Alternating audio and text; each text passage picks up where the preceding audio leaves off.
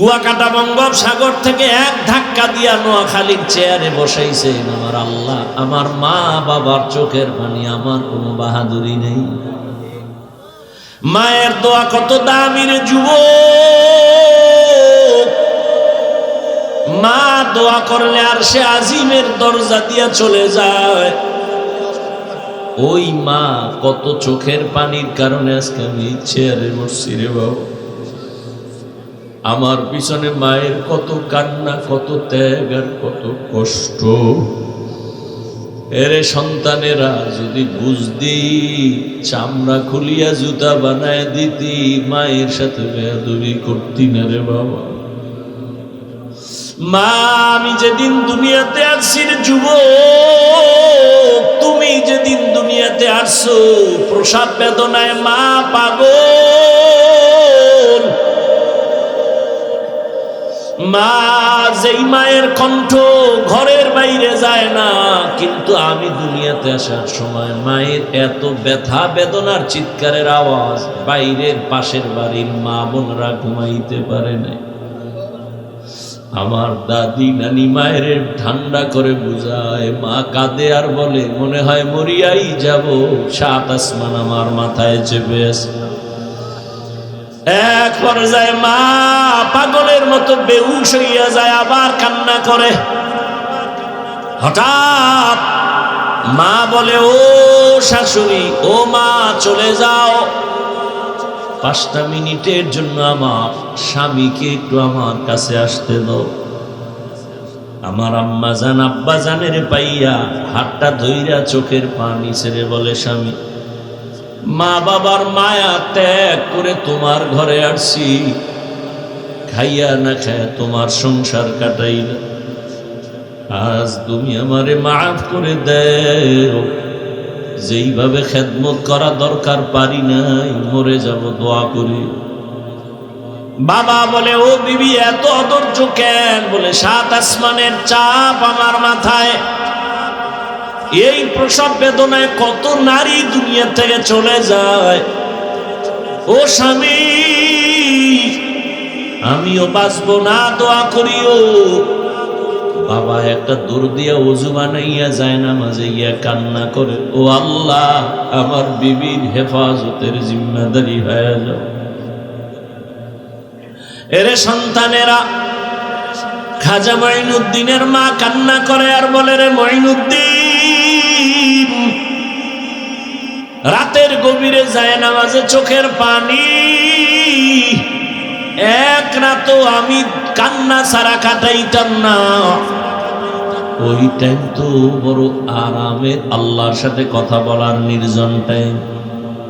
অতিও গভীর হয় রজনী যখন, নীরবে প্রভুর নাম জপিও তখন, প্রভুর করুণা যদি পাইবারে চাও, গভীর রাতে উঠে প্রভুর গুণগান গাও। মঈনুদ্দিনের মা দেখে বলে, রে মঈনুদ্দিন, শুধু আমি তোমাকে গর্বে নিয়ে দোয়া করেছি, কান্না করেছি, এতটুকুই না, আল্লাহর জাতের কসম, তুমি যেদিন দুনিয়াতে আসছো আমি মা তোমাকে যতদিন আমার দুধ পান করাইছি, আল্লাহর কসম একটা ফোঁটা দুধ বিনা ওযুতে তোমার মুখে দেই নাই। এক ফোঁটা দুধ বিনা ওযুতে তোমার মুখে দেই নাই। এরে আম্মা জান, এমন মায়ের সন্তান কেন জগৎ বিখ্যাত আল্লাহর প্রিয় বান্দা হবে না? সন্তানকে ডাক্তার ইঞ্জিনিয়ার বানাবেন, বাধা নাই, তবে বেয়াদব যেন না হয়। 5 ওয়াক্ত নামাজি ব্যবহার দিয়ে যেন মানুষের দোয়া নিতে পারে, আলেমদের নেক দোয়া নিতে পারে, এমন একটা সন্তান রেখে যাবেন। ও আমার কলিজার যুবক বাবারা, কয়দিন দুনিয়ায় বাহাদুরি করবা? তোমার আমার চোখের সামনে কত যুবক চলে গেল। করোনার ভেতরে যুবকের লাশ, গাড়ির নিচে পানির নিচে ঘুমের বিছানায় যুবকের লাশ, আল্লাহর কাছে তওবা করো। জীবনে তো কম নামাজ ছাড়লা না, দাড়ি কাটলা না, বেপরদায় কম চললা না, আর কত হায়াত আর বাকি কত, এখনো তওবা করে নাও। জীবনে আর নামাজ ছাড়বা না, দাড়ি কাটবা না, বেপরদায় চলবা না। মা বাবার দোয়া নিয়া, শিক্ষকের দোয়া নিয়া, উলামায়ে কেরামের পরামর্শ নিয়া নবীর তরিকা মেনে চলবা। আল্লাহ সবার যদি মন্তর দিয়া তওবা করতে পারো, আল্লাহ রহমতের নজর দিয়া সবার গুনাহগুলো মাফ করে দিবেন। হেদায়েতের মালিক আল্লাহ। জানি না কার কপাল ওমরের মতো কবুল হয়ে যাবে, আর কপালটা আবু জাহালের মতো খারাপ হয়ে যাবে। কে যেন এত বয়ান শুনিয়াও দিল নরম হবে না, কান্না আসবে না, তওবার নিয়ত করবে না, আবার ওমরের মতো কপালওয়ালা না জানি গুনার কথা স্মরণ করে চোখের পানি ছেড়ে কান্না করে তওবা করবে, আর আমার আল্লাহকে ডাক দিবে, আল্লাহ জীবনে তো কম নামাজ সারি নাই, আর নামাজ ছাড়বো না, দাড়ি কাটবো না, বেপরদায় চলবো না। এরকম ওমরের মতো মেজাজ নিয়ে যদি তওবার নিয়ত অন্তরে জমা করতে পারো রে বাবা, হায়াতের মালিক আল্লাহ, ইজ্জতের মালিক আল্লাহ, রিজিকের মালিক আল্লাহ, ওই আল্লাহর মুহাব্বত নিয়া, মা বাবার দোয়া নিয়া, শিক্ষকের দোয়া নিয়া, উলামায়ে কেরামের পরামর্শ নিয়া চলবা নবীর তরিকায়। জীবনে আর নামাজ ছাড়বা না। তওবা করার খাঁটি নিয়ত যদি হয়, দুটো হাত আমার আল্লাহকে দেখাইয়া দাও। আয় আল্লাহ, হাতগুলো কবুল করে নেন, তওবা কবুল করে নেন, তওবার উপরে মজবুত হইয়া চলার তৌফিক দান করেন, আমিন। আল্লাহ হেদায়েত দান করুন। ওয়াজের প্যান্ডেলে রাজনীতির ওয়াজ চলবে না, তাই তো? মসজিদে রাজনীতি চলবে না, তো রাজনীতির লোকেরা কেন ভোট চায়? ওয়াজের প্যান্ডেলে বয়ান চলবে কোরআন সুন্নাহর আমলের কান্নার বয়ান, সেখানে কেন রাজনৈতিক নেতা বক্তব্য দেয়? আর হুজুর বলবে আপনি কোনো কথা বলবেন না রাজনীতির। কি বুঝাতে চাও? ওই চান্দাবাজার ধান্দাবাজেরা বুঝাতে চায় ইসলাম আর রাজনীতি এক নয়। হ্যাঁ, তোমার দুর্নীতিবাজের এই ধান্দাবাজি আর ইসলাম এক না। মদিনার ইসলাম, মদিনার রাষ্ট্র চালন পরিচালনা সুলাইমান নবী গোটা দুনিয়া চালাইছেন, ইউসুফ নবী মিশর চালাইছেন। এই রাজনীতি আর ইসলাম দোনোটা এক। নামাজ যেমন ইসলামের অংশ, রাজনীতি ইসলামের অংশ। যদি কেউ বলে আমি ইসলামের রাজনীতি মানি না, সাথে সাথে বেঈমান।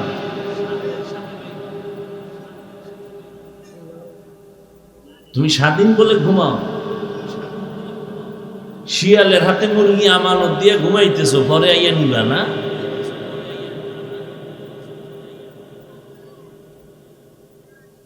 আল্লাহ হেদায়েত দান করুন।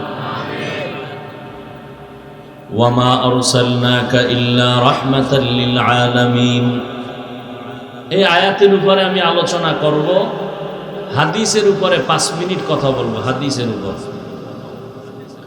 নবী বলেন, কুল্লু উম্মতি ইয়াদখুলুনাল জান্নাতা ইল্লা মান আবা। সব উম্মত জান্নাতে যাবে, যারা নবীকে মানে না তারা জান্নাতে যাবে না। কিলা মান আবা, সাহাবায়ে কেরাম বললেন, ইয়া রাসূলুল্লাহ, কারা আপনাকে মানে না, অস্বীকার করে, তাদের পরিচয় দেন। রহমতের নবী জবাবটা ডাইরেক্ট না দিয়া মাঝখানে একটা মুহাব্বতের আওয়াজ দিয়া দিলেন, মান আতাআনি দাখালাল জান্নাহ। যে আমি মুহাম্মদের অনুসরণ করবে সে জান্নাতি।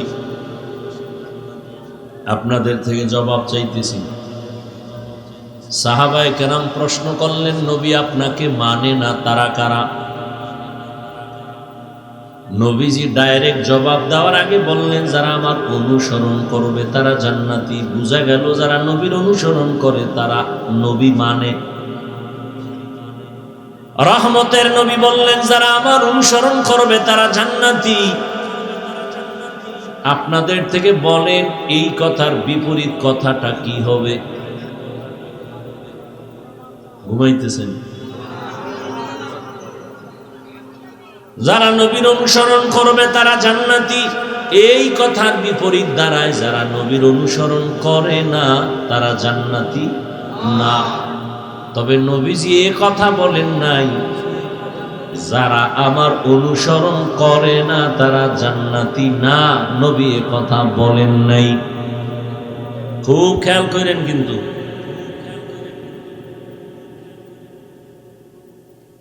সাহাবায়ে কেরামের প্রশ্ন, নবী আপনাকে মানে না তারা কারা? রহমতের নবী জবাব দেওয়ার আগে বললেন যারা আমার অনুসরণ করবে তারা জান্নাতি। এর বিপরীত কথা হয়, নবী বলে নাই, বিপরীত কথাটা এমন দাঁড়ায় যারা নবীর অনুসরণ করবে না তারা জাহান্নামী। আসলে নবী এই কথা কখনো বলেন নাই যে আমার অনুসরণ যে করবে না সে জাহান্নামী, নবী বলেন নাই। নবী কি বলছেন? ওয়ামান আসানি ফাকাদ আবা, যে আমার বিরোধিতা করবে সে জাহান্নামী। কি বুঝলেন এখান থেকে? যারা রাসূলের আদর্শ মতো চলে না তারা দুই দল। কয় দল? খুব খেয়াল করেন। এক দল বিদ্রোহী আর এক দল আগ্রহী। ভিন্ন শব্দে আমি বলি, এক দল দরদি আর এক দল বিরোধী। আরো প্র্যাকটিক্যাল বুঝাই বুঝেন। ডান দিক থেকে একটা যুবকের কথার কথা জিজ্ঞাসা করলাম, এই যুবক, নবীজির আদর্শে কেন টুপি পরো না, দাড়ি রাখো না, নামাজ পড়ো না? যুবক আমারে জবাব দিল, নবীর আদর্শে নামাজ পড়া দরকার, টুপি পরা দরকার, পারি না, দোয়া কইরেন হুজুর, চেষ্টা করব। কি বুঝলেন? বিরোধী না দরদি? খুব খেয়াল। বাম দিক থেকে একটা যুবকের জিজ্ঞাসা করলাম, যুবক, নবীজির আদর্শে কেন দাড়ি রাখো না, নামাজ আদায় করো না? আমার কথাটা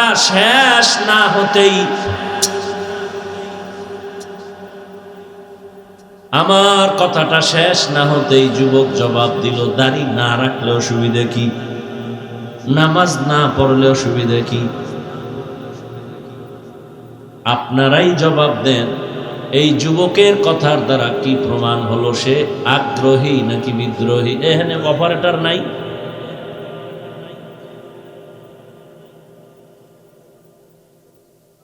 কি বুঝলেন? বিদ্রোহী না আগ্রহী? ভালো করে মনে রাখবেন, বিদ্রোহী রাসূলের আদর্শের ক্ষেত্রে বিদ্রোহীর আর এক নাম বেঈমান। এখনো বুঝেননি? বুঝার চিন্তাই নেই। কিভাবে আছেন আল্লাহ জানে।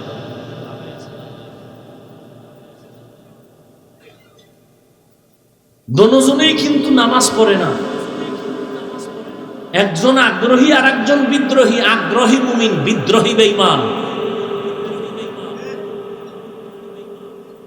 যে দাড়ি রাখে না তাকে গালি দেওয়া যাবে না। আগে বুঝতে হবে সে আগ্রহী না বিদ্রোহী। যদি তার কথায় প্রমাণ হয় আমি আগ্রহী তো মুমিন, যদি তার কথায় প্রমাণ হয় সে বিদ্রোহী তো বেঈমান।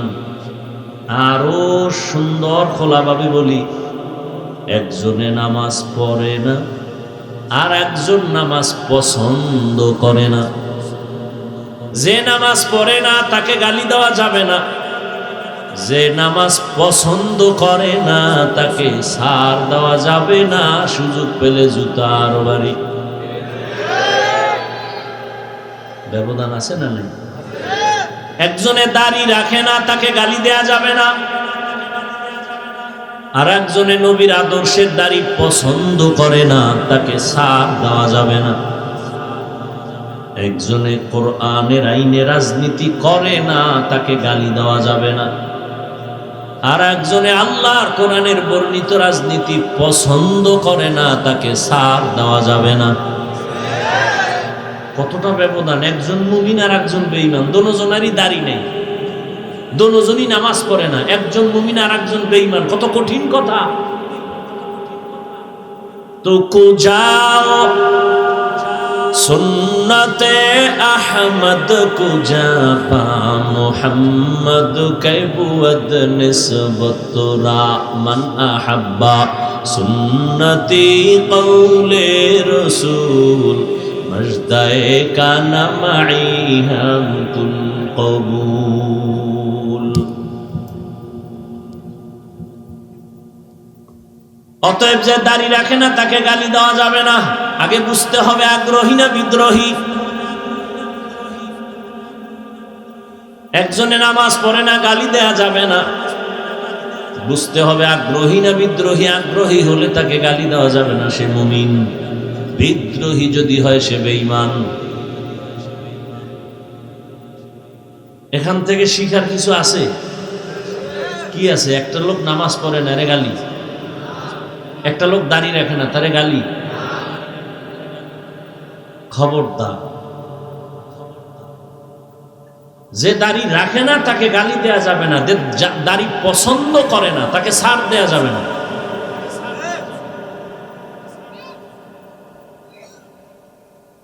আসেন এবার আয়াতের মধ্যে ঢুকি।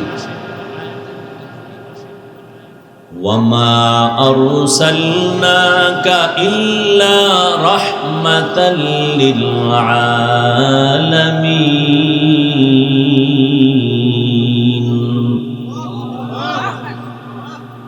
তরজমা করেছি। আল্লাহ তাআলা যদি ডাইরেক্ট বলেন আমি রসুল আপনাকে রহমত করে পাঠাইলাম, এভাবে আল্লাহ না বলে ঘুরাইয়া কেন বললেন হে নবী হে রসুল আমি আপনাকে পাঠাই নাই? এরপরে বলেন হ্যাঁ পাঠিয়েছি জগৎ সমূহের জন্য রহমত করে। প্রথম আওয়াজ নীতিবাচক, এরপরের আওয়াজ ইতিবাচক। হে রাসূল আপনাকে জমিনে পাঠাই নাই, হ্যাঁ পাঠিয়েছি রহমত করে। সারা দুনিয়ার মানুষকে আল্লাহ বুঝাইলেন রহমতের নবী ভিন্ন কিছু না, পুরাটাই রহমতের দ্বারা ভরপুর।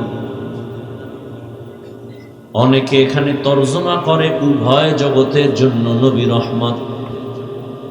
আমি তর্জমা করছি না জগৎ সমূহের জন্য রহমত। উভয় জগৎ মানে দুনিয়ার জগৎ, পরকাল জগৎ। আসলে তো জগৎ এই দুইটাই না, অনেক জগৎ। রুহের একটা জগৎ আলাদা, মায়ের গর্ভের একটা জগৎ আলাদা, দুনিয়ার একটা জগৎ আলাদা, আলমে বরজখ কবর জগৎ আলাদা, হাসরের ময়দানের এক জগৎ আলাদা, জান্নাত ও জাহান্নামের ভেতরের জগৎ আলাদা। আল্লাহ বলেন হে রাসূল জগৎ সমূহের জন্য আমি আল্লাহ হলাম রব, আপনাকে বানাইলাম রহমত। আমি হলাম রব্বুল আলামিন, আপনাকে বানিয়েছি রহমাতুল লিল আলামিন। এই কারণেই তো সমস্ত নবীদের মেরাজ জমিনে, আমার নবীর মেরাজ আরশে আজিমে। মেরাজের ওয়াজ করছে না কোনো হুজুর? এই জন্য দিয়ে ঢুকলাম না, বাকিটা বুঝাইতে গিয়ে একটু ঢুকি হালকা। মেরাজ কে হামারা নবী সবএ সামাওয়াত, मेराज के हमारा नबी सबअ समावात, नहीं भुला वहाँ नबी हम गुनाहगार उम्मत, नहीं भुला वहाँ नबी हम गुनाहगार उम्मत। ओ भाई ঘুমে ধরছে কেউ? তোমরা তো রাত্রে ঘুমাবা না, আমি যত তাবিজ দিই। মোবাইলে ঘুম লয়ে গেছে, আমি হুজুরের ডাউ লয়ে গেছে, তোমার ডাউ লয়ে গেছে। কেমন ষড়যন্ত্র! তুমি নাচ গান দেখবা, হুজুরে তো দেখবে না। না বেঈমানের বাচ্চাগুলো পাগল হয়ে গেছে, হুজুরগু কেমনে এর মধ্যে ঢুকানো যায়। বহু মোরাকাবে চলতে থাকবে, টেরও পাবে না। কেমনে কেমনে হুজুরকে আটকাবি? ইউসুফ জুলাইখার নাটক বাইর কর,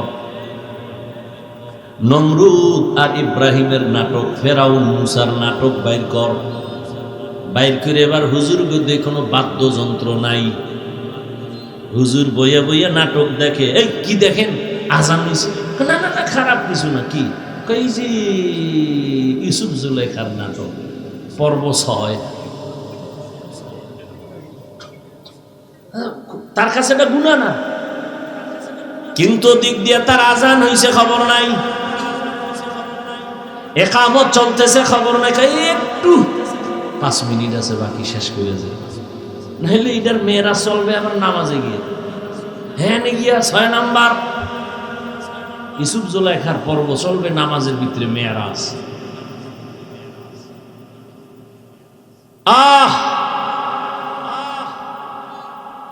সমস্ত নবীদের মেয়েরাজ জমিনে, রহমতের নবীর মেয়েরাজ হলো আরশে আজিমে।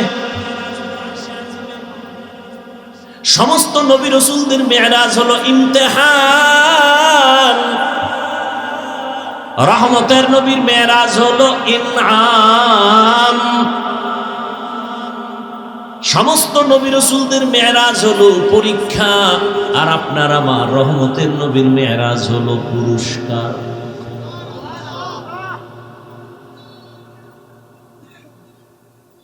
সমস্ত নবীদের মেয়েরাজ পরীক্ষা, আমার নবীর মেয়েরাজ হলো পুরস্কার।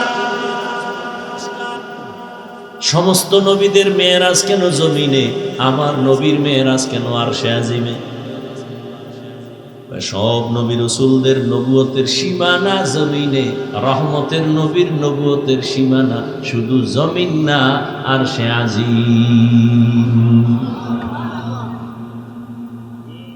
ওয়ার্ডের মিম্বর সাহেবের সীমানা একটা ওয়ার্ড নিয়া মিম্বর খালি চক্কর লাগায়, ওয়ার্ডের কি হালাত। অন্য ওয়ার্ডে গেলে আর এক মিম্বর কয় তুমি আমার দিয়ে চোখ দাও কেন, তোমার খবর লও। চেয়ারম্যান সাহেব আর একটু বাইরে ঘুরে, কেউ তোমার এত পেরেশানি কেন? কয় তুমি এক ওয়ার্ড নিয়ে আসো, আমি পুরা ইউনিয়নের জিম্মেদারি নিয়ে আসি, আমি সব ঘুরে ঘুরে মানুষের খোঁজ নেই। আবার মন্ত্রী সাহেবের পুরা এরিয়া হলো দেশ নিয়া, উনি দেশের নিয়া ভাবে, খবর নেয়। সরকার প্রধানের এই চিন্তা, মেম্বারের চিন্তা আমার ওয়ার্ডের কি হালাত, চেয়ারম্যানের চিন্তা আমার ইউনিয়নের কি হালাত, এমপির চিন্তা আমার থানার আসনের কি হালাত, সরকারের চিন্তা হলো গোটা দেশের কি হালাত। মুসা নবীর নবুয়তের এরিয়া এতটুকু, সে এতটুকু নিয়ে ভাবেন। ঈসা নবীর নবুয়তের এরিয়া যতটুকু, ওই অতটুকু এরিয়া নিয়ে ভাবেন। আল্লাহর নবীর নবুয়তের এরিয়া দিছেন সব জমিন। এরপরে লৌহ কলম আরশে আজিম। আল্লাহ কয় নবী এবার আসেন, আপনার নবুয়তের শেষ সীমানাটাও দেখে নেন। সমস্ত নবীদের মেয়েরাজ হলো পরীক্ষামূলক। ইউনুস নবীর আমার আল্লাহ মাছের পেটে ঢুকাইয়া পরীক্ষা নিলেন। মেয়েরাজ, মেয়েরাজ মানে উরুজ থেকে মেয়েরাজ, উরুজ মানে সম্মানের লাইনে উপরে যাওয়া। এটা আবার 2 প্রকার, জাহিরি বাতিনি। মেয়েরাজ 2 প্রকার, জাহিরি বাতিনি। সমস্ত নবীদের মেয়েরাজ আল্লাহ আমার আপনার নবীরে জাহিরি এবং বাতিনি দুটোটা মেয়েরাজ দান করলেন। জাহিরি ভাবে সম্মানের লাইনে উপরে যাওয়া, বাতিনি ভাবে সম্মান উপরে উঠা। বাতিনি ভাবে কেমন বলে, একই দস্তারখানের মধ্যে সব নবী সাহাবারা বসা, তবে নবীর মর্যাদা বেশি। ময়দানে সব একাকার হয়ে বসছে, একই সাথে বসা, তবে কোরআনওয়ালা আলেমের মূল্য বেশি। মসজিদের মধ্যে সব মুসল্লিরা বসা, তবে ইমামের মর্যাদা বেশি। এই উরুজ হলো জাহিরি। বাতিনি আর জাহিরি হলো আল্লাহ তাআলা সম্মানের লাইনে নিয়ে যাইতেছেন রহমতের নবীরে, আসমান ভেদ করে আরশে আজিমে। এই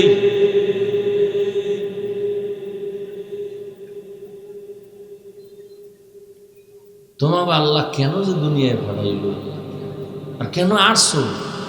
কে তোমার ধাক্কা দিয়ে হেনে আনলো? কো আসছো আসছো, আমার কিছু বাইরে বাইরে দাঁড়ায় গেছে, ওইভাবে দাঁড়ায় শুনতাম। ফট করে এক সিভা দিয়ে বাইরে হয়ে যেত, বিড়ি টেনে আবার এইটা তুমি ভিতরে ঢুকে এগুলি কেন করো?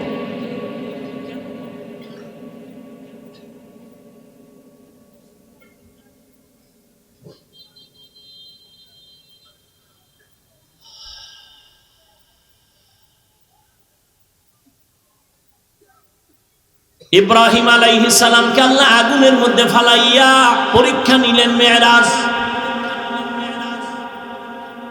হাদিসে পাকে রহমতের নবী বলেন, আল্লাহ যদি কারো মর্যাদা বাড়াতে চান,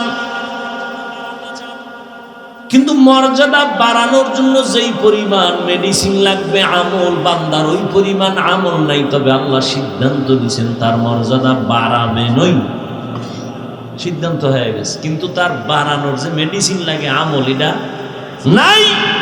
রহমতের নবী বলেন, তখন আল্লাহ তাকে কঠিন পরীক্ষায় ফালাইয়া ধৈর্য দাঁড়াইয়া এরপরে মর্যাদা বাড়ায়।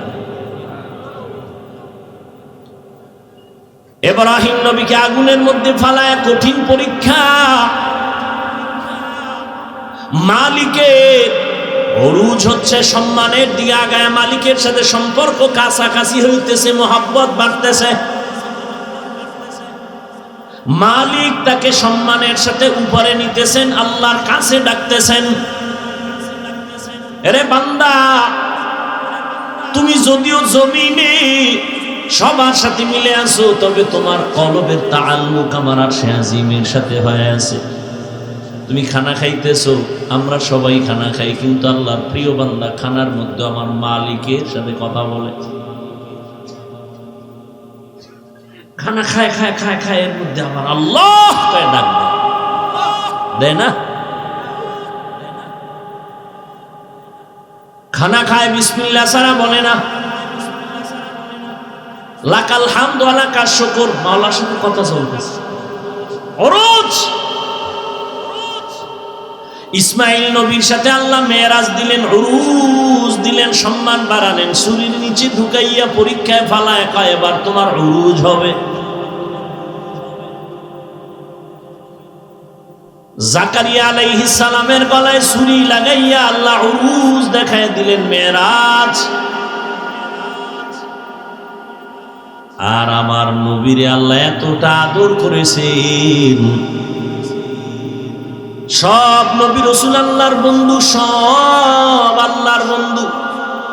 মুসা নবী আল্লাহর বন্ধু, ইব্রাহিম আল্লাহর বন্ধু, ঈসা আল্লাহর বন্ধু, মুসা আল্লাহর বন্ধু, দাউদ আল্লাহর বন্ধু, সুলাইমান আল্লাহর বন্ধু। আমার নবী আল্লাহর বন্ধু, তবে ব্যবধান, সব নবী রাসূল আমার আল্লাহ তাআলার আশিক, আর আমার আল্লাহ শুধুমাত্র মুহাম্মদের আশিক।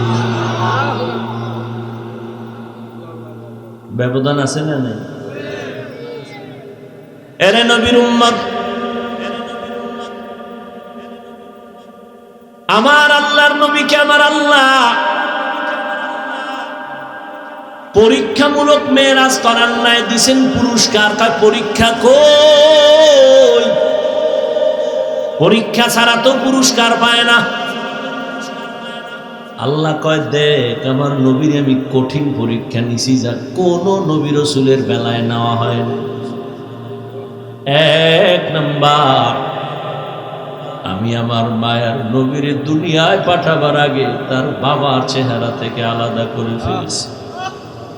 কেমন মায়ার নবী আমার, দুনিয়া এসে জীবনে একবার আব্বা বলে ডাক দিতে পারলেন না, বাবার চেহারাটাও দেখতে পারলেন না।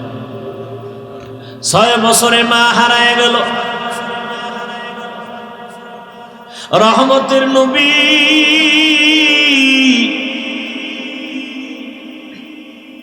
6 বছরে অবস্থা মা আমেনার মরণ এসে গেল। বিদায় বেলা মা কান্না করে, আর দাদা আব্দুল মুত্তালিবের কয়, নাতি তোমার হাতে দিয়ে গেলাম, খেয়াল রেখো তোমার নাতির দিক। কেমন মায়ার নবীর পরীক্ষা!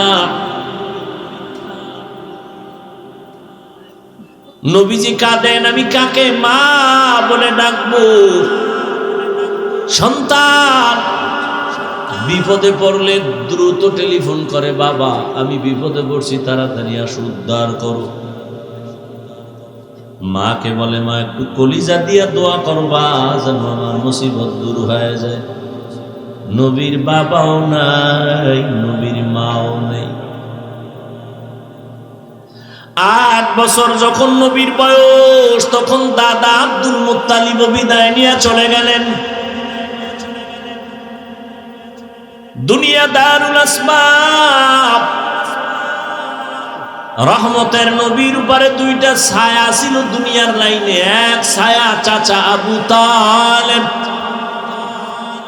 আর এক ছায়া হলো তার সহধর্মিনী আম্মা জান খাদিজাতুল কুবরা রাদিয়াল্লাহু আনহা।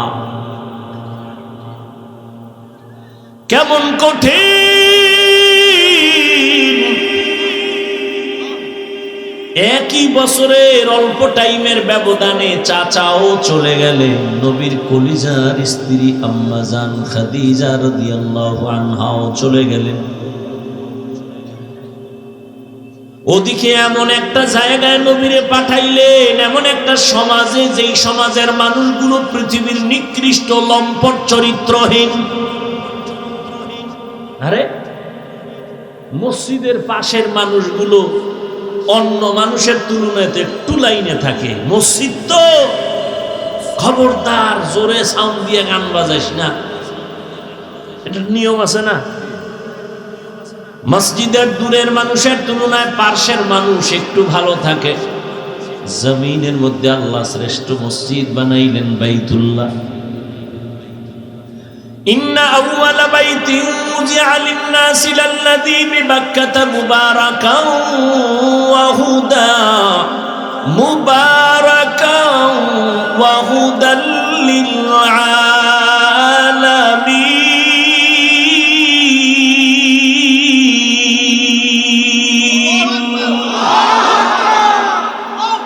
পৃথিবীর শ্রেষ্ঠ ঘর বাইতুল্লাহ। কেমন ঘর! এই সব ঘর মসজিদ কার ঘর? নোয়াখালীর কেন্দ্রীয় মসজিদ কার ঘর? বাইতুল মুকাররম মসজিদ কার ঘর? সব মসজিদ আমার আল্লাহর ঘর, তবে বাইতুল্লাহর মর্যাদা অনেক বেশি।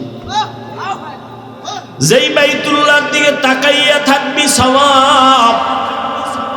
যেই বাইতুল্লাহর সীমানায় বসে একবার যদি ডাক দাও আল্লাহ, সাথে সাথে 1,00,000 বার আল্লাহ বলার সওয়াব। বাইতুল্লাহর সীমানায় বসে যদি একবার বলো সুবহান, 1,00,000 বার সুবহান বলার সওয়াব। বাইতুল্লাহর এরিয়ায় যদি একটা সিজদা দাও, 1,00,000 সিজদার সওয়াব আল্লাহ দান করবেন। এমন একটা দামি ঘরের পাশের মানুষগুলো এত বড় চরিত্রহীন হলো কেন? দুনিয়ার অন্য কোথাও এত খারাপ মানুষ নাই। বাইতুল্লাহর এরিয়ার মানুষ, পাশের মানুষগুলো এই পরিমাণ লম্পট চরিত্রহীন কেন? এর একমাত্র কারণ, অনেকগুলো কারণের বড় একটা কারণ, এদের কোনো মুরব্বী ছিল না। ঈসা নবী চলে গেছেন, 500 বছরের প্লাস, এর মধ্যে কোনো নবী নেই। মানুষগুলো মুরব্বী না থাকলে বেপরোয়া চলে। গরুর গলায় রশি আর মালিক না থাকলে গরুর আর কোনো টেনশন নেই, স্বাধীন। জমিনের মধ্যে স্বাধীন স্বাধীন করে যারা চলে, এদের জিন্দেগি ভালো না। আকাশে স্বাধীনভাবে পাখি উড়ে, কোনো দাম নাই। খাঁচার মধ্যে যেটা আটকায় গেছে ওটার মূল্য বেড়ে গেছে। সমুদ্রের ভেতরে 1000 কোটি ধরনের মাছ স্বাধীনভাবে দৌড়ায়, যেখান থেকে সেখানে দৌড়ায়, দাম নাই। জালের মধ্যে আটকায় গেছে, বাজারে উঠছে, দাম বেড়ে গেছে। রাস্তায় কুকুর ঘুরে, কোন কুকুরের দাম নাই। মালিকের শিকল যেই কুকুরের গলায় লাগানো, কুকুরের দাম বেড়ে গেছে। জঙ্গলের হাজারো প্রাণীর কোনো মূল্য নাই, স্বাধীন। কিন্তু যেই প্রাণীটা মালিকের খাঁচায় আটকায় গেছে, চিড়িয়াখানার মধ্যে গেলে তার ওখানে গেলে টাকা লাগে, দাম বেড়ে গেছে। ঠিক ও বৃহত্তর নোয়াখালীর মুসলমানেরা, স্বাধীনভাবে তুমি চলবা, কোনো মূল্য নাই। কালেমার রশি গলায় লাগায় রসুলের তরিকায় আলেমরে মাইনা চলবা, তোমার দাম এতটাই বাড়বে, নূরের সৃষ্টি ফেরেশতার থেকেও বেশি। ভাইরা আমার, বাইতুল্লাহর মানুষ খারাপ কেন? কি নাই? কোনো মুরব্বী নাই, কোনো আল্লাহর নবীও আসেন নাই। যখনই মুরব্বী হইয়া রহমতের নবী আসলেন, রহমতের নবী যখন আইসা উম্মতের সুন্দর আদর্শের দাওয়াত দিলেন, মানুষগুলো সেই চরিত্রহীন মানুষ এতটা দামি হয়ে গেল, আল্লাহ বলেন জিবরাইল লিস্টি নিয়ে রহমতের নবীরে দেও, এই লিস্টিতে যাদের নাম আছে সবাই বিনা হিসাবে জান্নাতি।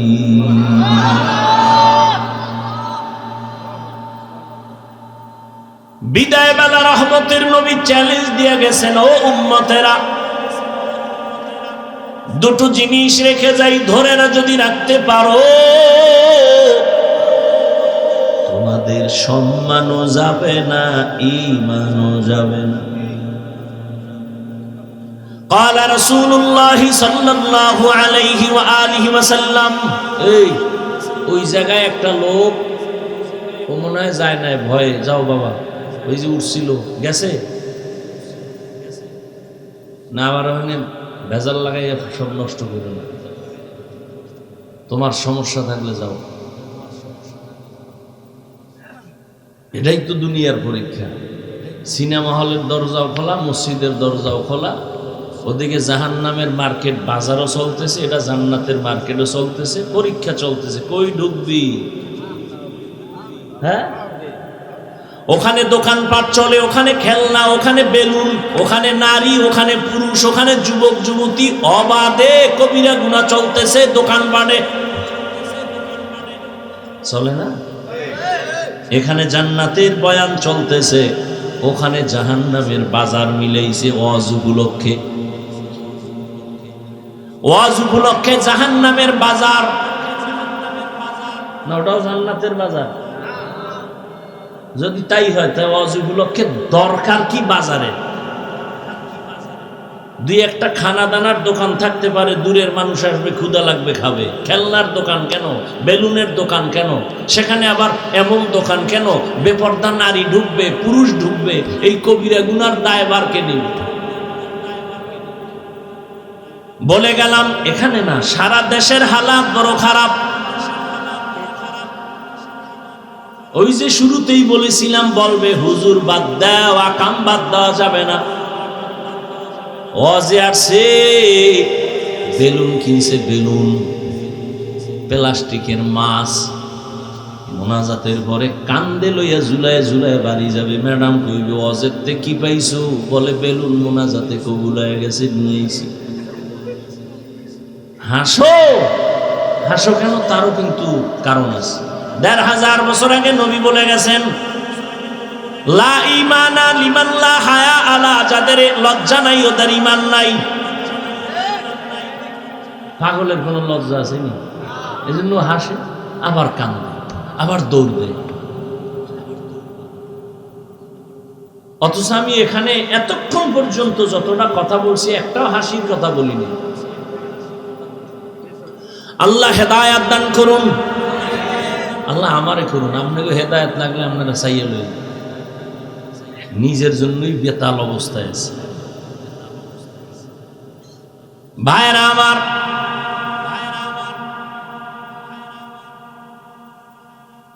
বড় কঠিন হালাত। ও পর্দার আড়ালের আম্মা জানেরা, আছে নোয়াখালীর মহিলারা ওয়াজ শুনে কি শুনবে? হেরা যে আয়ার ডাইনে বামে কতটি ক্যাসেট লইয়া,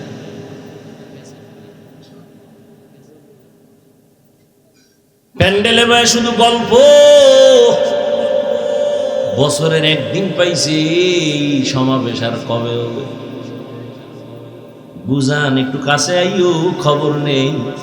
ভালো কথা কইব না কইব তোর স্বামী বিদেশ নি, কয় কি হালাত না, ভালোই এরকম আজীবন থাকলি বাবা। গল্প করতে করতে বয়ান কি হলো খবর নাই।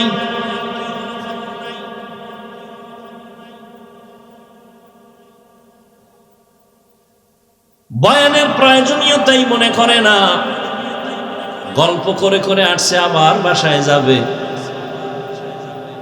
অথচ আম্মাজানদের বয়ান বেশি শোনা দরকার। বাবার তুলনায় মায়ের অবদান সন্তানের উপরে অনেক বেশি। এরে আম্মাজান, এ জমিনের মধ্যে আপনারাই হলেন বড় দামি। জমিনে যত নবী আল্লাহ পাঠাইছেন সব মায়ের সন্তান। আরে আম্মা জান, আপনারা সাহাবায়ে কেরামদের মায়ের মতোই দামি মা, আলেম হাফেজে কোরআনদের মায়ের মতো দামি।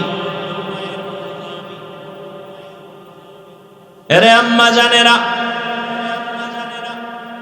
এ দুনিয়ায় যত ভালো সন্তান আছে সব আপনাদের কারণে। সময় যদি থাকে আমি শেষের দিকে দুই একটা ঘটনা শোনায় যাব। দুই একটা কিস্সা কাহিনী না বললে আমার নাম থাকে। এই নোয়াখালীরা, হাফিজুর রহমান কিস্সা কাহিনীর ওয়াজ করে, দুই একটা শুনেই তৈব না। সময় পাইলে শুনাবো।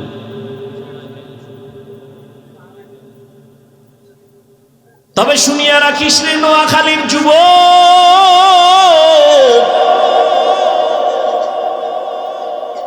ওই কিস্সা কাহিনী বলিয়া যদি দুইটা মানুষ চোখের পানি ছাইরা নামাজি হয়ে যায়, এর থেকে সফলতার কিছুই নাই। তুই বিরোধিতা করো না যেন জাহান্নাম খরিদ করো। আর একটা কথা বলে যাই, পারলে মনে রাখিস, জাহেল কোরআন হাদিস সম্পর্কে কি বুঝবি? তোর কলবটা নষ্ট হয়ে গেছে। নিজের গুনার দিকে তাকাও না, অন্যের ভালো সহ্য করতে পারো না, চোখ নষ্ট, কলিজা নষ্ট, অন্তর নষ্ট। জমিনের মধ্যে যত বড় কিস্সা কাহিনীর কিতাব আছে, শ্রেষ্ঠ কিস্সা কাহিনীর কিতাবের নাম কোরআন।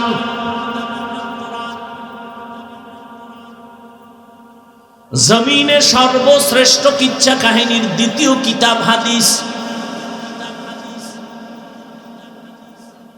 এবার ওই জাহেলদেরকে বুঝাবার জন্য একটু আমাকে ওলামায়ে কেরাম একটু আমাকে সায় দেন, একটু সাহস দেন।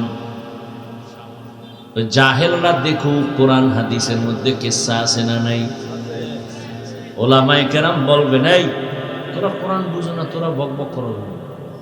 আলেমরা বলবে আসেনি। বলেন, কোরআন শরীফের মধ্যে হাতির কেচ্ছা আসেনি, সাপের কেচ্ছা আসেনি, ব্যাঙের কেচ্ছা আসেনি, বাঘের কেচ্ছা আসেনি, পিঁপড়ার কেচ্ছা আসেনি, মশা মাছির কেচ্ছা আসেনি।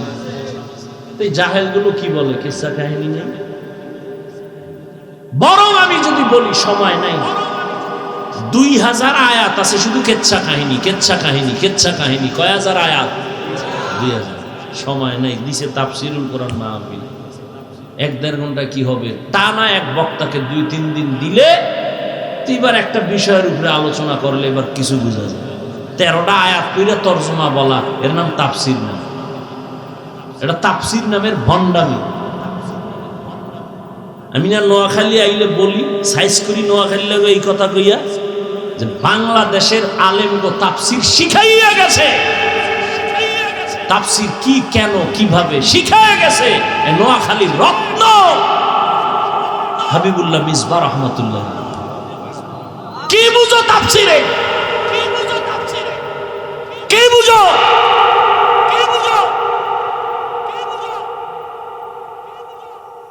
বিসমিল্লাহর বা নিয়ে আলোচনা করলে 3 দিন চলে যায়।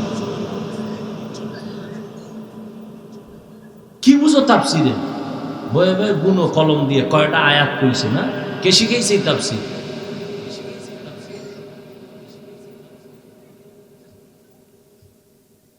ইউটিউবে দুই একটা অডিও বয়ান থাকতে পারে, মিসবা রহমতুল্লাহ আলাইহি এর বয়ান বুঝতে হলেও কিছু জ্ঞান নিয়ে বসা লাগে, নাহলে বুঝবেও না।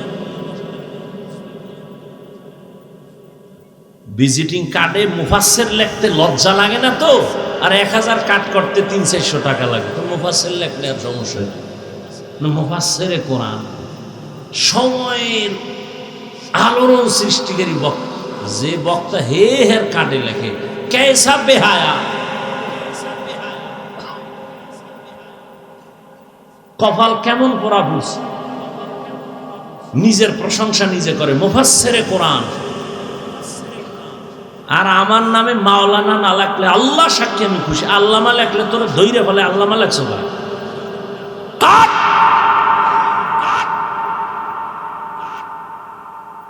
দেখি টাইটেল টুইটেল সারা দিয়ে আল্লাহ সম্মান দেয়নি। সম্মান দেওয়ার মালিক টাকা না আল্লাহ? তো টেনশন কিসে? এই বেটা নোয়াখালী বাবারা ধমক দিয়ে বলি, মোহাব্বতে বলে রাগ করো না, মাপ চাই পায় বলে। তোমরাই তো বলো হাফিজ রহমানের এলেম নাই, কিছু নাই, আইসো কেন? তো প্রশ্ন তোমাকে করবো, আসছো কেন? তুমি না এই সিফা সাফায় আওয়াজ দিছ যে অজিরে লাভ নাই, কিচ্ছা কাহিনী কয়, এলেম নাই, কিছু নাই, এই নেই সেই, তো তুমি আসছো কেন?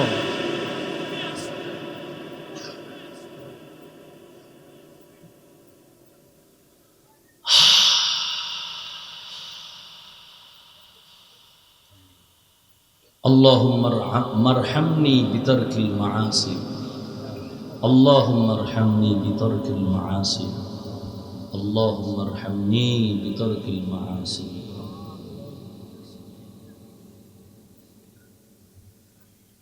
কি যুবকরা কিসসা শুনবি? সোনাবন্দের গান গাই না আমরা, ওই কিসসা বলি যা শুনলে মানুষের দিল নরম হয়, চোখে বানিয়েছে। আমরা সোনাবন্দের গান গাই না। जिंदगी में बंदगी तू करना है, जिंदगी में बंदगी तू करना है, जिंदगी बे बंदगी शर्मिंदा है, जिंदगी बे बंदगी शर्मिंदा है। यहाँ हम सब मुसाफिर दिल ना लगा, अहले दिल की नजर से रूह करता जा, शाह दौलत सब फकीर गर नेक ने है, शाह दौलत सब फकीर गर नेक ने है, जिंदगी में बंदगी तू करना है, जिंदगी में बंदगी तू करना है, जिंदगी बे बंदगी शर्मिंदा है। আল্লাহ তাআলা রহমতের নবীকে দুনিয়ায় পাঠাইলেন রহমত করে। নবী যখন বাইতুল্লাহে চলে আসলেন, মক্কার আমূল পরিবর্তন হওয়া শুরু হয়ে গেল। কেমন মায়ার নবী আমার, যে নবী তার হায়াতে কোনোদিন একটা মিথ্যা কথা বলেন নাই। কেমন একজন নবী পেয়েছে রে যুবক,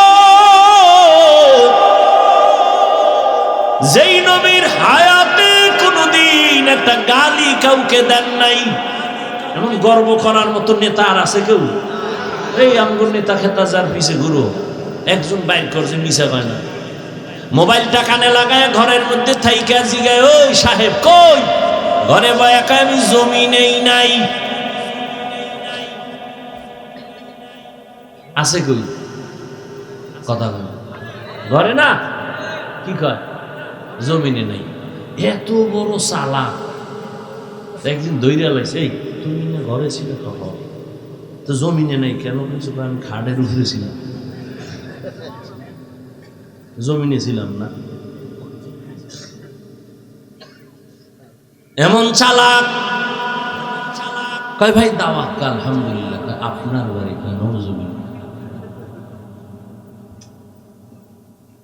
কেমন একজন মায়ার নবী, রহমতের নবী আমার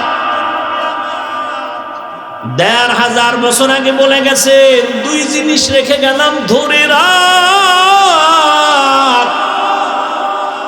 জীবনে ঈমান যাবে না, সম্মান যাবে না।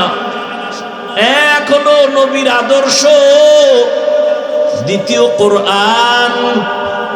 এই দুই জিনিস ১৫০০ বছর পরে এখনো যাদের কাছে আছে, এদের মতো সম্মানে এখনো জমিনে কেউ নেই। চেয়ারম্যানের চেয়ারের মেয়াদ শেষ, এমপির মেয়াদ শেষ, মন্ত্রীর মেয়াদ শেষ, এসপির মেয়াদ শেষ, ডিসির মেয়াদ শেষ। কোরআনওয়ালা নবীর আদর্শওয়ালারা যে চেয়ারে বসছেন, এই চেয়ারের তো কোনো মেয়াদই নেই। শেষ কিসের? ভালো করে মনে রাখিও, টাকা দিয়া সম্মান কিনলে প্রথম ফুলের মালা, ফাইনালে জুতার মালা। আর আমার আল্লাহ যাকে সম্মান দান করবেন, ওই বান্দা দুনিয়ায়ও বাদশাহ, পরকালেও বাদশাহ।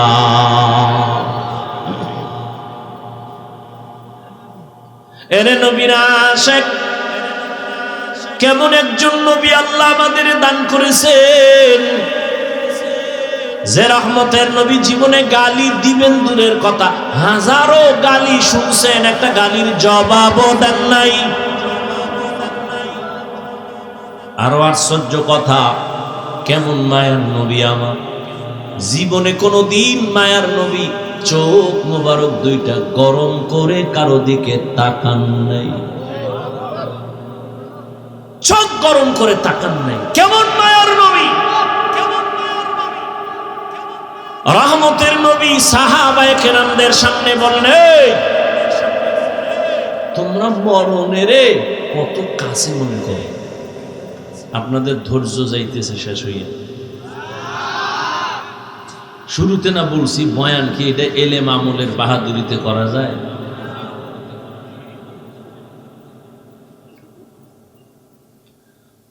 হায় হায়। নবী জিজ্ঞাসা করেন মরণকে কত কাছে মনে করেন? একজন সাহাবী বলেন, ইয়া রাসূলুল্লাহ, আমি ফজরের নামাজ পড়িয়া ভয় পাই, যোহরের নামাজ আদায় করতে পারবো কিনা, এর মাঝে আজরাইল চলে এলো। আর একজন সাহাবী বললেন, ইয়া রাসূলুল্লাহ, আমি যোহরের নামাজ আদায় করিয়া ভয়ে থাকি, আসরের নামাজ আদায় করতে পারবো কিনা, এর মাঝে না জানি আজরাইল এসে আমার রূহটা নিয়ে যায়। আর একজন সাহাবী বলেন, ইয়া রাসূলুল্লাহ, আমি আসরের নামাজ আদায় করিয়া অপেক্ষা আর ভয়, মাগরিবের নামাজ আদায় করতে পারি কিনা, এর মাঝে আজরাইল চলে আসবে, এই ভয়ে থাকি।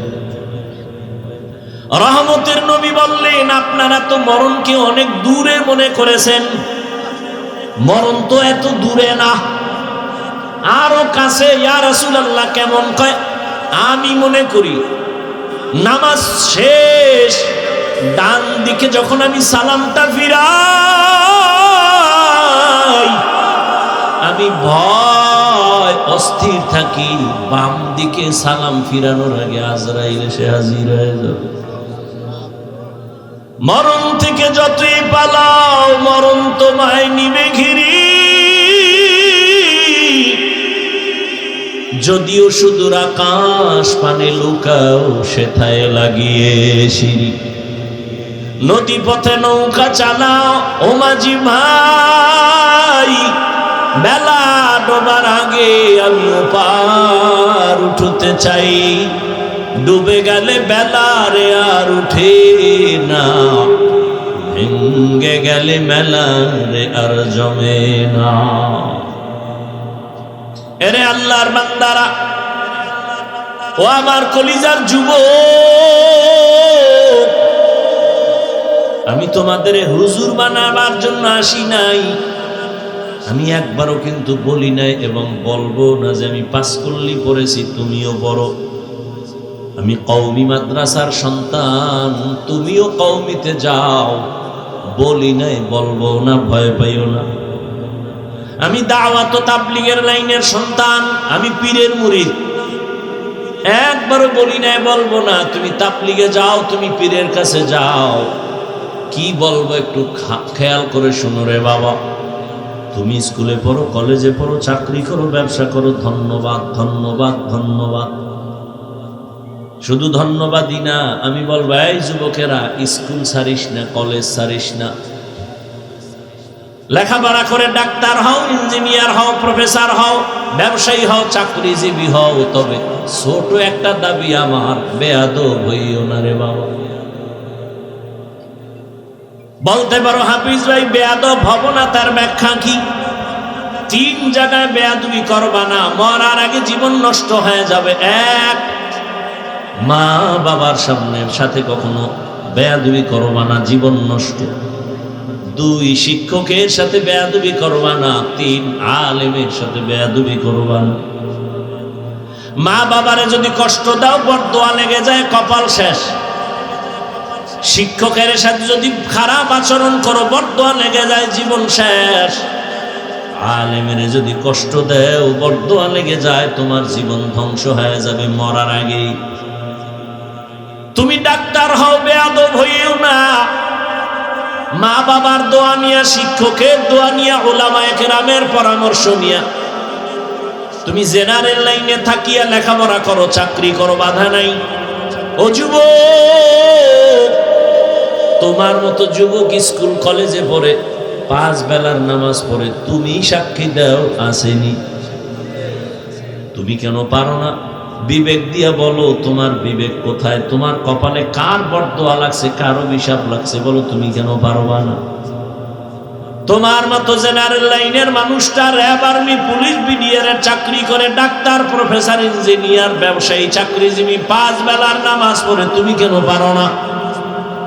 তোমার মতো যুবক জেনারেল লাইনে থাকিয়াও গাড়ি চালায়, নামাজ ছাড়ে না, নদীর মধ্যে মাছ ধরে, নামাজ ছাড়ে না, কৃষি কাজ করে, নামাজ বাদ দেয় না, বলো তুমি কেন পারো না? কার বরদোয়া জানি লাগছে, তাড়াতাড়ি ক্ষমা নিয়ে নাও। মা বাবার চোখের পানি আর দোয়া ছাড়া জীবনে তোমার সফলতা আসবে না রে বাবা। কারণ এই মা বাবার চোখের পানি তোমার আমার জীবনের সফলতার কারণ। মদিনাতুল মুনাওয়ারা থেকে একজন আল্লাহর প্রিয় বান্দা আসছে ভারতের জমিনে কালেমার দাওয়াত নিয়া। এই পর্দার আড়ালের আম্মা জানেরা, একটু খেয়াল করে শুনবেন। মদিনাতুল মুনাওয়ারা থেকে রাসূলের আশিক চলে আসছে ভারতে কালেমার দাওয়াত দেওয়ার জন্য। ভারতে ঘুরিয়া ঘুরিয়া দাওয়াত দেন, দিতে দিতে এই পরিমাণ বিধর্মী কালেমাওয়ালা হয়ে গেছেন। কেউ বলেন 90, আরো বেশি লক্ষ বিধর্মী তার হাতে কালেমাওয়ালা হয়ে গেছে।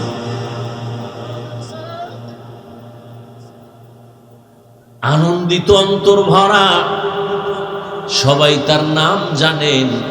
এমন আল্লাহর প্রিয় বান্দা, রসুলের আশিক খাজা মঈনুদ্দিন চিশতি আজমিরি রহমাতুল্লাহ আলাইহি।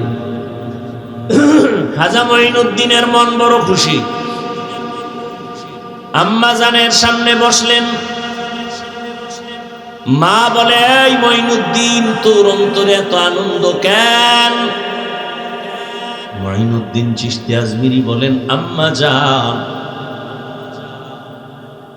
আপনার দোয়া আজ আমি ভারতবর্ষে কালেমার খেদমত করেছি, লক্ষ লক্ষ বিধর্মী মুসলমান হয়েছে। মা ডেকে বলেন, মঈনুদ্দিন, এগুলো তোমার বাহাদুরি না, আমি মায়ের অবদান। কার অবদান? এরে যুবক,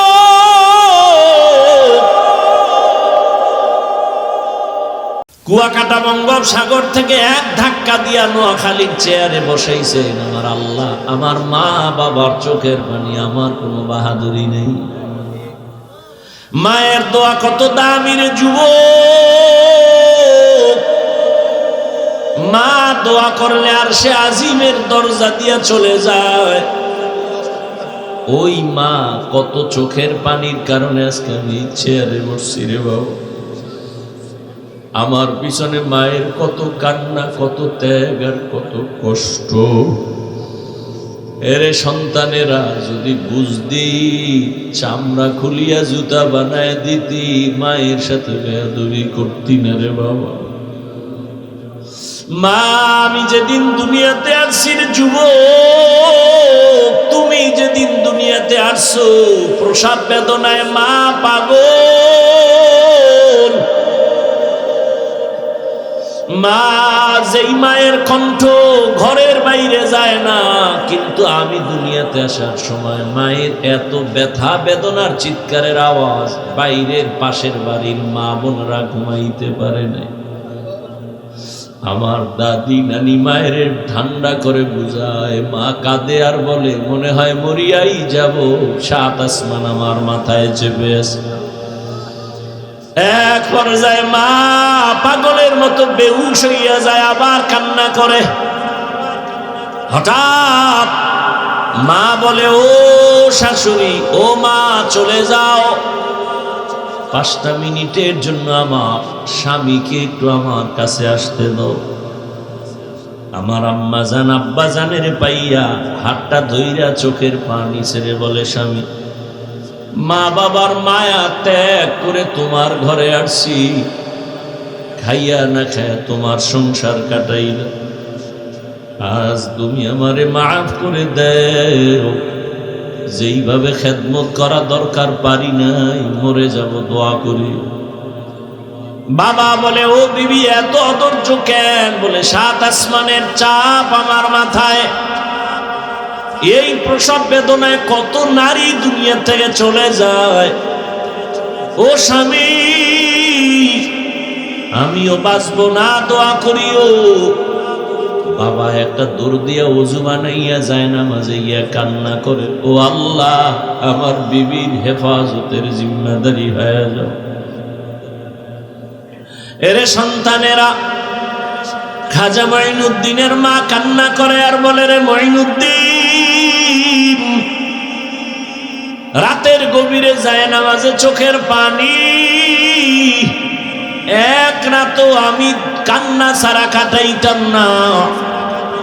ওই টাইম তো বড় আরামের আল্লাহর সাথে কথা বলার নির্জন টাইম। অতিও গভীর হয় রজনী যখন, নীরবে প্রভুর নাম জপিও তখন, প্রভুর করুণা যদি পাইবারে চাও, গভীর রাতে উঠে প্রভুর গুণগান গাও। মঈনুদ্দিনের মা দেখে বলে, রে মঈনুদ্দিন, শুধু আমি তোমাকে গর্বে নিয়ে দোয়া করেছি, কান্না করেছি, এতটুকুই না, আল্লাহর জাতের কসম, তুমি যেদিন দুনিয়াতে আসছো আমি মা তোমাকে যতদিন আমার দুধ পান করাইছি, আল্লাহর কসম একটা ফোঁটা দুধ বিনা ওযুতে তোমার মুখে দেই নাই। এক ফোঁটা দুধ বিনা ওযুতে তোমার মুখে দেই নাই। এরে আম্মা জান, এমন মায়ের সন্তান কেন জগৎ বিখ্যাত আল্লাহর প্রিয় বান্দা হবে না? সন্তানকে ডাক্তার ইঞ্জিনিয়ার বানাবেন, বাধা নাই, তবে বেয়াদব যেন না হয়। 5 ওয়াক্ত নামাজি, ব্যবহার দিয়ে যেন মানুষের দোয়া নিতে পারে, আলেমদের নেক দোয়া নিতে পারে, এমন একটা সন্তান রেখে যাবেন। ও আমার কলিজার যুবক বাবারা, কয়দিন দুনিয়ায় বাহাদুরি করবা? তোমার আমার চোখের সামনে কত যুবক চলে গেল। করোনার ভেতরে যুবকের লাশ, গাড়ির নিচে, পানির নিচে, ঘুমের বিছানায় যুবকের লাশ। আল্লাহর কাছে তওবা করো। জীবনে তো কম নামাজ সারলা না, দাড়ি কাটলা না, বেপরদায় কম চললা না, আর কত হায়াত আর বাকি কত। এখনো তওবা করে নাও। জীবনে আর নামাজ সারবা না, দাড়ি কাটবা না, বেপরদায় চলবা না। মা বাবার দোয়া নিয়া, শিক্ষকের দোয়া নিয়া, উলামায়ে কেরামের পরামর্শ নিয়া নবীর তরিকা মেনে চলবা। আল্লাহ সবার যদি মন্তর দিয়া তওবা করতে পারো, আল্লাহ রহমতের নজর দিয়া সবার গুনাহগুলো মাফ করে দিবেন। হেদায়েতের মালিক আল্লাহ। জানি না কার কপাল ওমরের মতো কবুল হয়ে যাবে, আর কপালটা আবু জাহালের মতো খারাপ হয়ে যাবে। কে যেন এত বয়ান শুনিয়াও দিল নরম হবে না, কান্না আসবে না, তওবার নিয়ত করবে না। আবার ওমরের মতো কপালওয়ালা না জানি গুনার কথা স্মরণ করে চোখের পানি ছেড়ে কান্না করে তওবা করবে, আর আমার আল্লাহকে ডাক দিবে, আল্লাহ জীবনে তো কম নামাজ সারি নাই, আর নামাজ সারবো না, দাড়ি কাটবো না, বেপরদায় চলবো না। এরকম ওমরের মতো মেজাজ নিয়ে যদি তওবার নিয়ত অন্তরে জমা করতে পারো রে বাবা, হায়াতের মালিক আল্লাহ, ইজ্জতের মালিক আল্লাহ, রিজিকের মালিক আল্লাহ, ওই আল্লাহর মোহাব্বত নিয়া, মা বাবার দোয়া নিয়া, শিক্ষকের দোয়া নিয়া, উলামায়ে কেরামের পরামর্শ নিয়া চলবা নবীর তরিকায়।